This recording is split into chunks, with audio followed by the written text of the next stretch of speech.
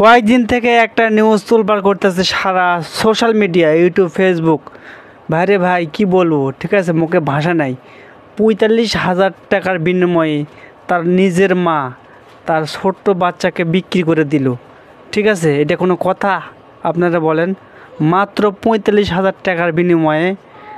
আর সেই টাকা দিয়ে সেই মা পায়ের নূপুর, নাকের নলক, মানে কিছু গয়নাগাটি কিনছে আর একটা মোবাইল কিনছে। ঠিক আছে, আরে ভাই এগুলা কি এই সন্তানের চেয়ে মূল্যবান? আপনারা বলেন। এই নিউজটা দেখে আমি সত্যি হতবাক হয়ে গেছি। আসলে মানে বাংলাদেশে কি হইতাছে, প্রত্যেক দিন অবাক করা ঘটনা ঘটতেছে। মানে ঘটনাগুলো শুনলেই আসলে অবাক হইতে হয়। মানে আমি ভাষা হারিয়ে ফেলতেছি। তার নিজের মা, মানে একটা মেয়ে কীভাবে পারলো তার নিজের সন্তানকে বিক্রি করে দিতে?